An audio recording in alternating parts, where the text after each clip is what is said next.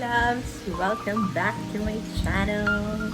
Kalain mo magpo-post pa ulit ako ng video after so many years. But lo and behold, I'm back for a special video this month because it's Pride Month! Pride Month! Pride Month!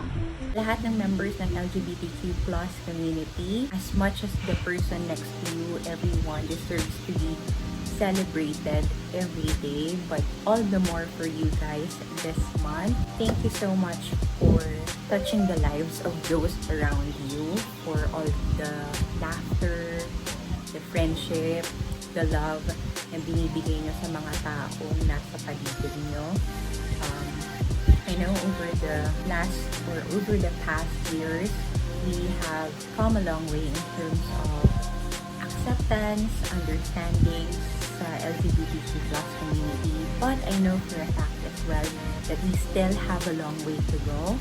But I know eventually we'll get there. I just really wanted to make this video kasi ang daming mga tao sa buhay ko, ang part ng LGBTQ+ community who touched my life in more ways than one.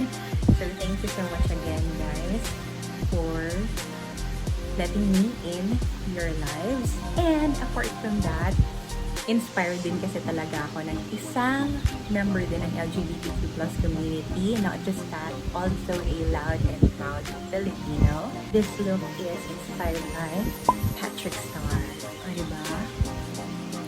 Just really a good representation of what the LGBTQ+ community is, and also a very easy look, so I decided to create this for this video. So without any further ado, titigilan ko na ang kakadada ko. Let's get into the video.